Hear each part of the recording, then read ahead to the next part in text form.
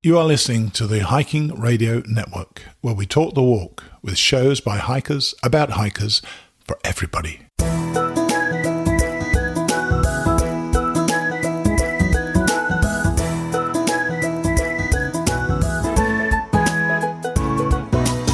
Mighty Blue on the Appalachian Trail, the ultimate midlife crisis. Join Steve and his guests every week as he staggers from Georgia to Maine.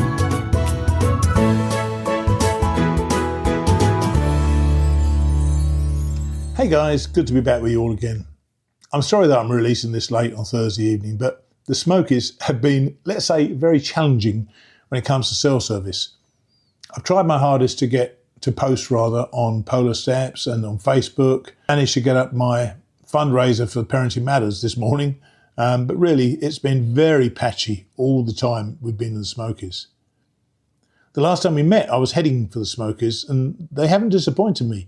I think in many ways I built them up to be tougher than they've turned out to be, but it feels so otherworldly to be hiking around 5,000 and 6,000 feet and even living at that level in the 7 days I'm going to be spending here.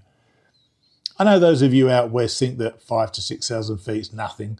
These are real mountains and the views below are still spectacular. We continue to be treated to just fabulous weather and it's going to break soon, and I know it's going to break, but man, I've enjoyed getting through this part of the trail without getting wet, and that's been special. I've had a culinary disaster this week. I put back-to-back 12-mile days, and I'm still going with just one fall for my first 200 miles. I can almost guarantee you I'm going to fall tomorrow. Before we get going, though, let's hear a word from our sponsor, Polar Steps, and after that, we'll start on day number 21. If you're heading out on a long hike this year, which I am, I've got something I think you're going to love. It's called Polar Steps. It's a travel tracking app that's going to become a favourite with hikers. You set your start date, let it run quietly in the background, and it maps your entire journey automatically, all on your own beautiful spinning 3D globe. And don't worry, the tracking feature uses about 4% of your battery on a single charge, so it's not going to kill your phone when you're out there. You can add photos and short journal entries as you go, so your map shows you where you were and your words remind you of what that day actually felt like.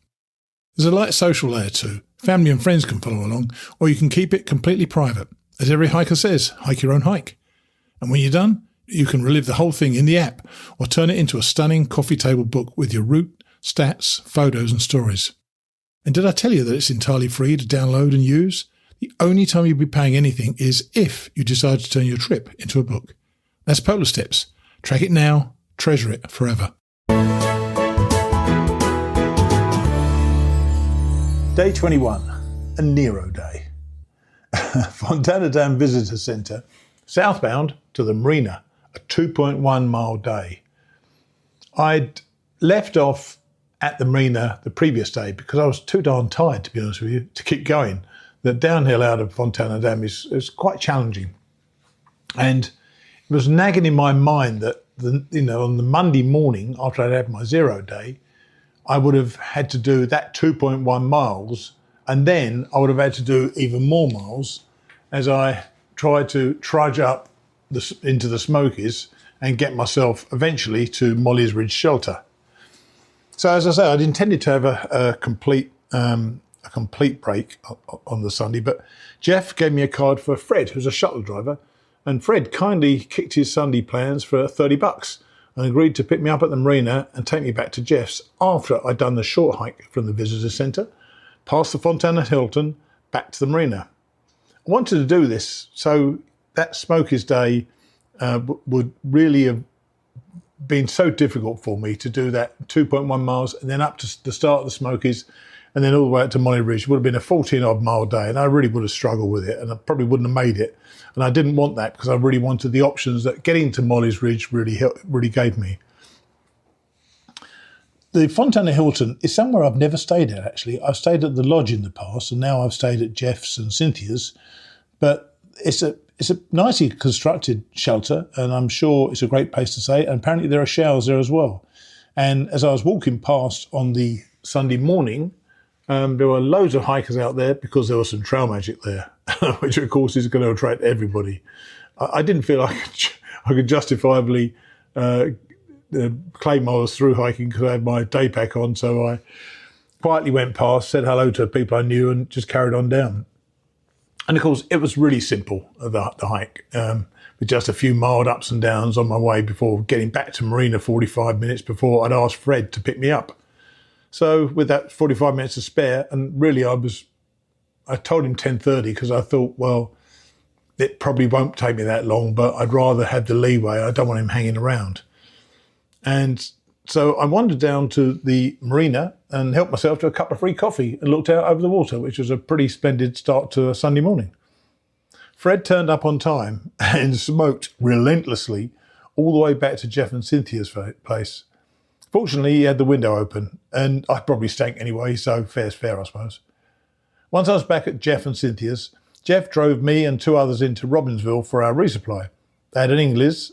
Is it Ingles or Ingles? Ingles, that's it. They had an Ingles, but the pickings were pretty poor, and I ended up with stuff that would come back to haunt me later. Bear that in mind. I decided to have ramen noodles for my dinner each night, a prospect which I wasn't particularly looking forward to, but there were simply too few choices. And typically of me, I chucked a few other things into the basket and ended up with a block of cheese as well, which also had some significance later on. Jeff knew that I was anxious to get in front of a TV by 2 p.m. and we pulled up at his house at 1:59 p.m. Then I sat transfixed in Jeff and Cynthia's office watching as Rory McIlroy won another Masters Championship. What a day.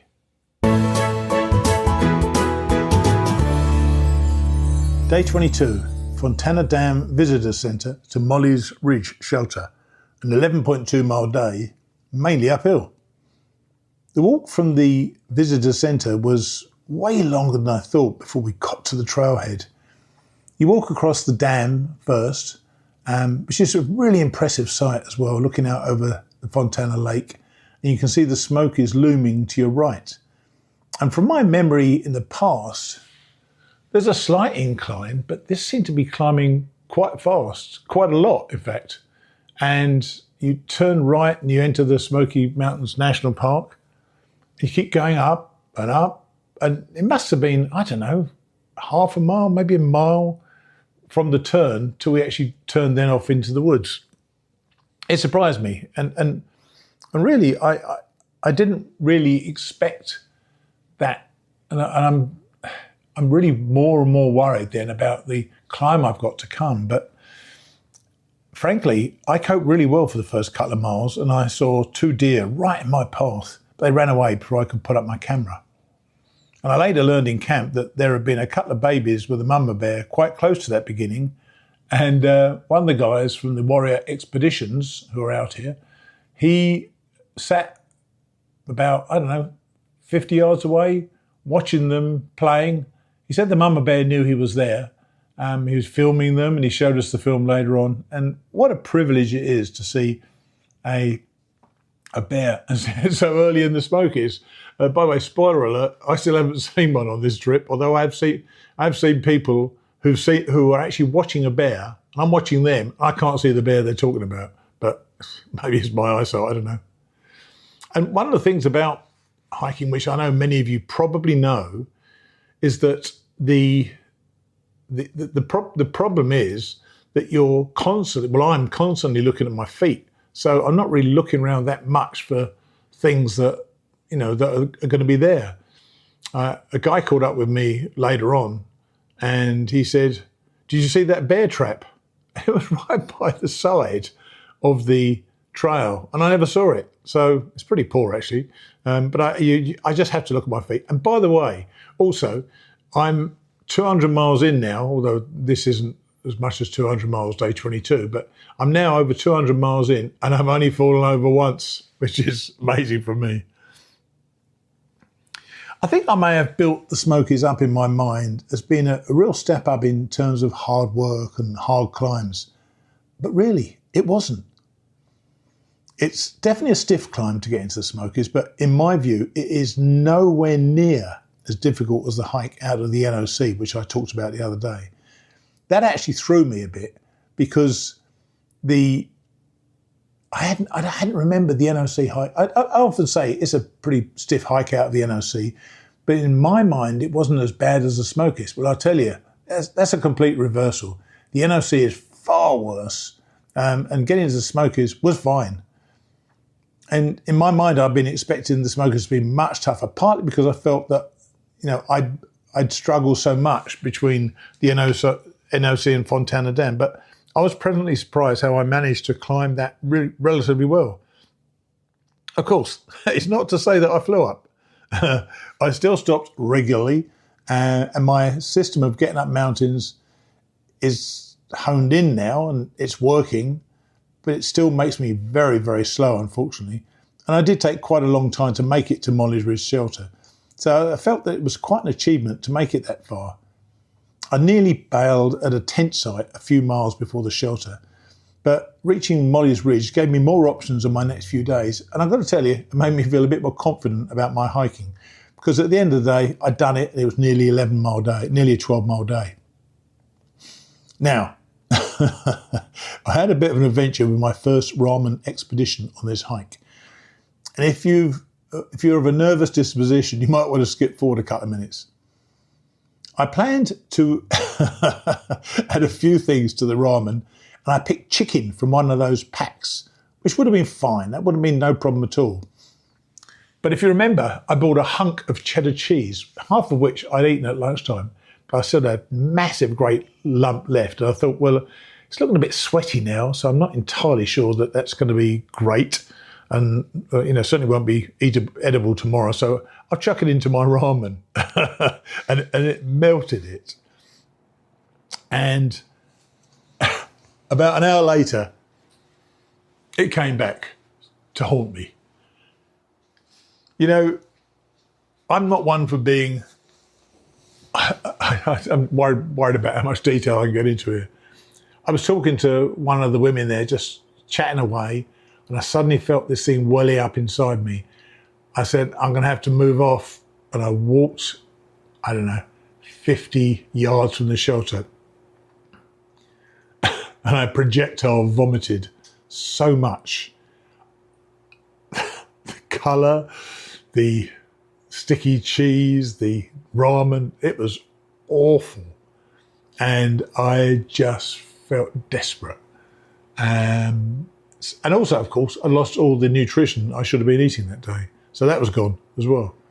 But it served me right, and the night didn't improve. And I'm not going to go into too much detail about that, but suffice it to say, every last bit of it at some point left my body at some exit. So there you go. I interviewed one of the Warrior Expedition guys, and I mentioned that. There's these bunch of guys who are all veterans who come out and they're supported on their hike. Terrific guys, and their record is great, and they're really good people. And I wanted to speak to this guy, Smokey, about why he became Smokey. Here he is.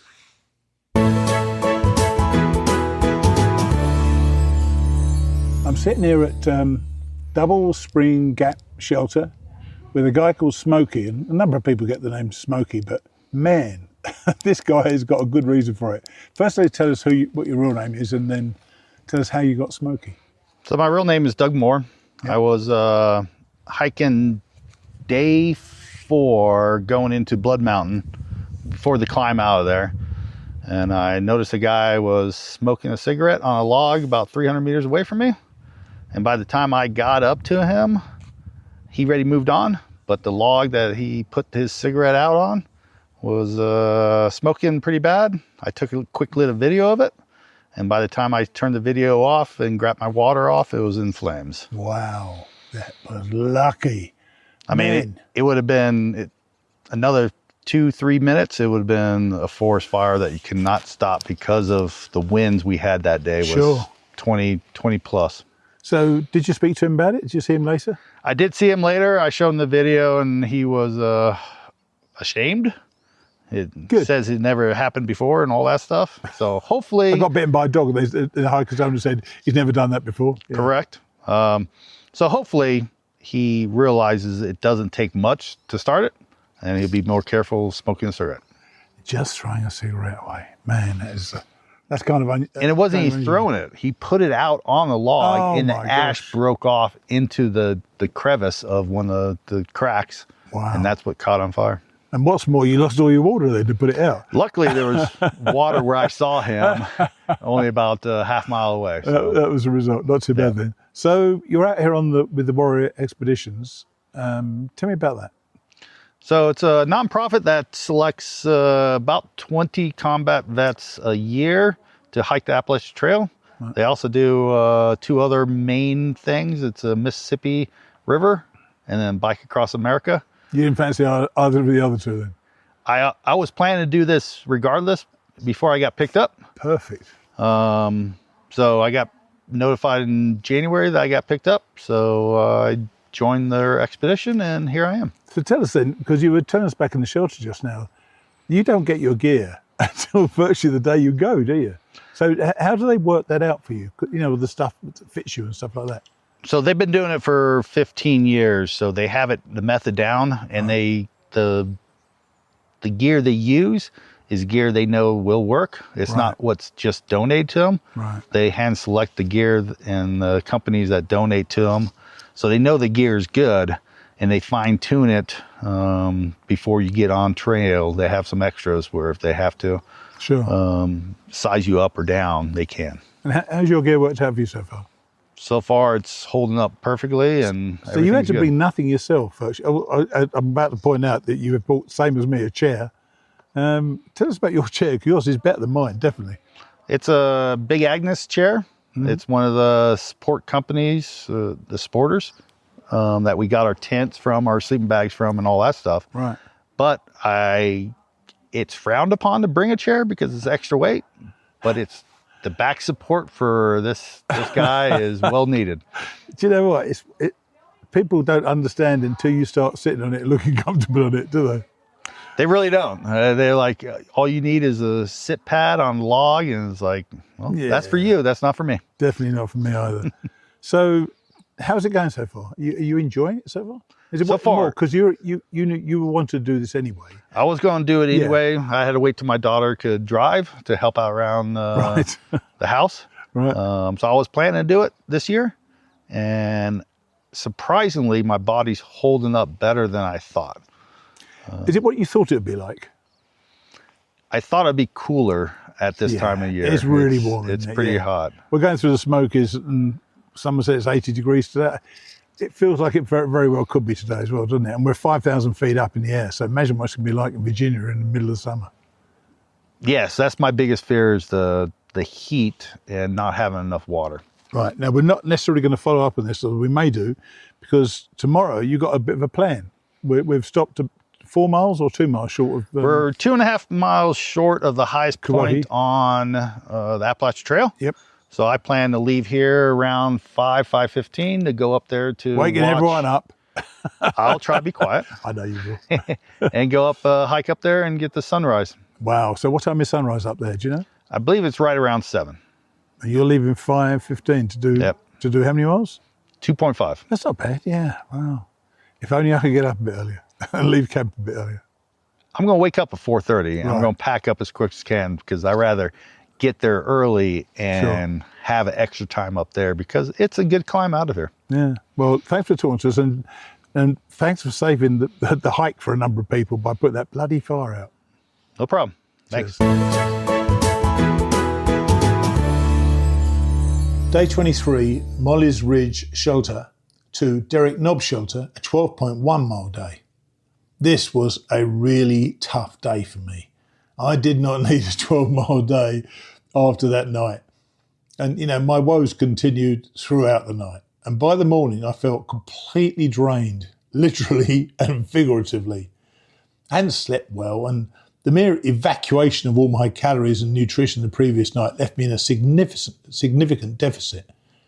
Since I had only brought oatmeal with me for breakfast, I didn't really have a significant ability to replenish those calories, so I kind of started behind the curve on that one. Once again, I suppose that falls down to poor planning. And I must say, thinking about my meals in the future, I know those, obviously the biscuits and gravy and the other freeze-dried meals you can get are expensive, but really they really fill you up with calories. So I think I'm going to try to be just eating those for my breakfast and my dinner with a few snacks in between, and make that work better for me. Because, you think I know by now, on my third through hike, and I really didn't buy enough of the right sort of food. And to make matters worse, of course, I was pushing for another 12-mile day, which would give me easy options to get into Newfound Gap by Thursday evening. There were shelter options before Derek Nobb's shelter, and I was sorely tempted to stop at both of those options.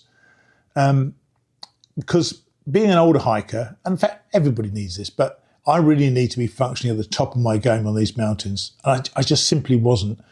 I wasn't hiking well. I was tired. I was hungry. Everything was wrong on the day. It just wasn't doing well. And it's funny, because nobody's forcing me to be out here. I'm hurting regularly, but I'm loving the entire adventure so much that I can't quit. Now, on this day, I was proud of myself by pushing through on a day when I could easily have stopped earlier. So these 2 days, with a total of 24 miles, make me pretty proud to have reached this level so fast. I don't think that I was doing 12-mile days at this stage in either of my 2 previous through hikes. Now, some of you are going to probably check back and say that I was, but I don't remember doing 2 straight 12-mile days in the Smokies, but, maybe I was. Well, I'm going to check it out, actually. I wasn't feeling especially sociable that evening, although I'd got to know people around me, and there were some good, fun, nice people there as well. But of course I had to sit down and eat ramen again. But this time without the cheddar cheese and without the projectile results as well. And I obviously ate the ramen exactly as it should have been eaten, and it's really tasty actually, so I'm glad I got it. I went to bed about 8 o'clock, and I didn't set my alarm on this night as I wanted to sleep and wake naturally. And funny enough, I did actually wake up by the lights, starting to get light outside at 6:30 in the morning. So I think, the day had tired me out. I was ready to sleep. I did sleep probably 8, possibly even 9 hours. So I did myself a lot of good. So it worked out. I got over it. It wasn't, I don't think it was food poisoning. I just done myself something. I just given myself a terrible combination of something. One person who I do want you to hear from, though, is Candy Corn, or Laura Burmeister. Candy Corn was extolling the virtues of the Zenbivy system. So with my own system that I'm going to be picking up after the Smokies, her opinion was quite important to me. Here she is.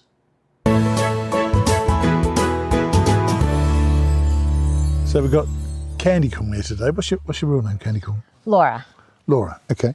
And what are you out here for? What are you doing?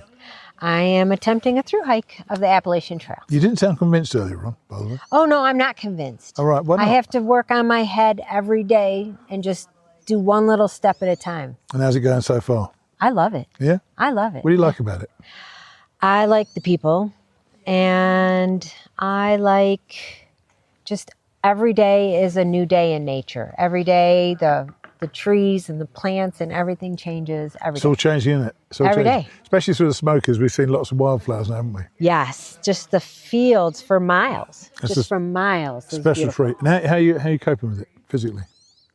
Pretty good. I'm not pushing myself too much. The only days that I've done what I consider bigger miles, which is nothing for the younger kids, is to take advantage of the slack packing that's available from some of the hospitals. Slack packing opportunities are a thing not to be dismissed, aren't they? That's what we used to refer to, the slack packing opportunities, and when you've got them, take them, definitely. I agree, and they can help you get, if like I'm not a real confident hiker, even though I've done a little bit in the last couple of years.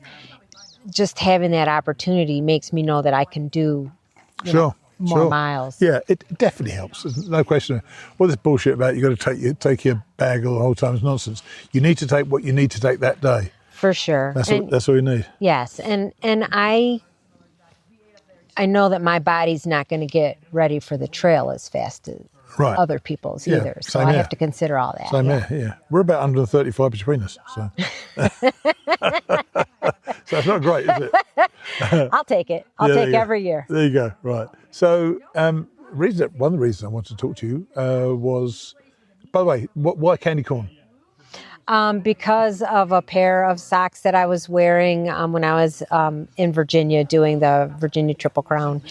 And somebody just thought they looked like candy corn. And I was like, you know what? That'll do. I like it. Nice name. Yeah, nice name. So the reason I wanted to talk to you mainly was you've got the Zen Bivy system, which I'm about to get this coming weekend, I think it is.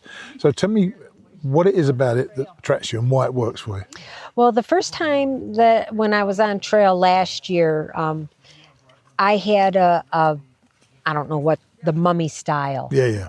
Pad underneath me. The pad, and I found that I just move around too much at night for that. And there's not much of you, so right. should be able to fit on one of them. But I'm not shaped like a candy corn upside down. Yeah, that's that. So the mummy style pad and the mummy style sleeping bags, I was way too constricted, and I lost rest. And I just liked the idea of the open quilt and being able to, do whatever I needed to do to get comfortable through the night. It's quite not unusual. There's more and more people I know have got it. How did you find out about it? Do you know? YouTube rabbit hole? No, not you. Well, I did hear about it on YouTube, but more on the Facebook algorithm showing it to me. And on you pause too long on something. That's right. Yeah. So how's it working out for you? It's working out a lot better. So having the bigger, longer pad underneath me is great. Having the quilt held down, I can turn and I'm comfortable in there. It's absolutely warm enough. No breezes get in there. But you told us you got the 0 degree bag, didn't you? I did. The quilt. Mine's a 25 degree, and I'm glad because you said it's actually baking you every night. I sweat all day while I hike, and then I feel like I'm sweating in the bag at night. But, sometimes you just got to take off layers until you can sleep. But do you think it's giving you better sleep? Definitely a lot better than the last time that I was on trail. I'm handling my sleep a lot better too. And I took advantage of one of their sales when they had the percentage off sale. Yeah. That's when I got the system, was before Christmas, because they had a nice promotion. So the quilt itself, is yours one that's open? It's completely open as a quilt, and you can cinch up, or is it already you can cinch it up down at the bottom, and then it connects to the liner that goes. Oh, I don't know what it's called. The liner that goes over sheet. It's called the sheet. Oh, okay, like the sheet. Yeah. And I have the half sheet, and it's perfect. I got the full length sheet. Did you? I don't know how long that is, but it seems that's the one I'm looking for. I'm looking forward to this so much now, because not only you talked about it tonight, but another young lady at the shelter, Cricket, said she showed me hers as well. It looks great. So it's nice to be able to look at them. Yeah. See how they work, because until I got mine, I really wasn't sure how it all worked. Sure, exactly. Yeah, it was easy enough setup. Very easy. I leave the sheet on it when I roll it up. Oh, okay. I don't know if you're supposed to or not, but I do. So that all I have to do is I need to get a compression bag for my quilt. Yeah, they're great compression bags. Well, it's got so much loft to it that it's like all I can do to wrestle it down into a small with a 0 ball. degree bag. I think I'll be surprised if it took up your entire bag. It's like wrestling a raccoon. But one last thing, you've got this amazing way of actually pushing all your stuff down. What do you do? I sit on my backpack until I can get it closed. Like I'm riding a pony. I just jump up on that thing and just let the air do what it needs to do to get out of the bag, so I can close it up. There you go. Well, I hope it works. Hope it works out. The Zen Bivy works out for me, and I hope your hike carries on being as much fun as it appears to be so far. Yeah, I hope when you get your set that it's like everything you've dreamed about, because you got a good pillow too, right? I got a decent pillow. Yeah, see something. I'm good to go. I'm good to go there. Yeah, and I don't blow mine up a lot. No, I don't blow it up to its fullest extent, because it keeps knocking me off if I do that. Yeah. But thanks for having me over here. Okay, cheers.